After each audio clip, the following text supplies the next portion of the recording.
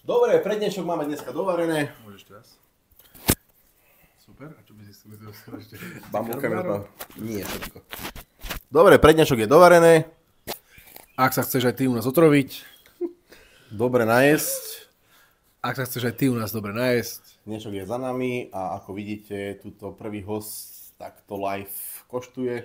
povedal by som prvý host oficiálneho typu. Áno, a Otázka je, chutí ti mladý muž?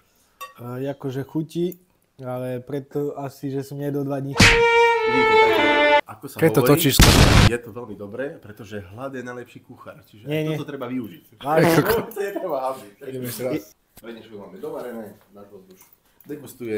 Počkaj, neho ne. Prednešok máme dovarené, Náš host už degustuje. tomu ver. Čo na to hovoríš? Tým, že som jedol 2 dní, tak je pohode.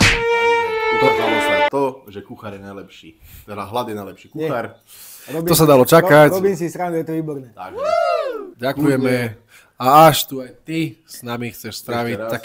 ty, lebo... A kde je rum? Kto to vypil? Dávaj, hajde. Kde je ten Už to máme, poď. Už mám. No a čo chceš? Dobre, prednešok máme dneska dovarené. Môžeš teraz. Spýtaj sa ma, jak to chutí, poviem, však nedol som 2 dní, to chutí to dobré.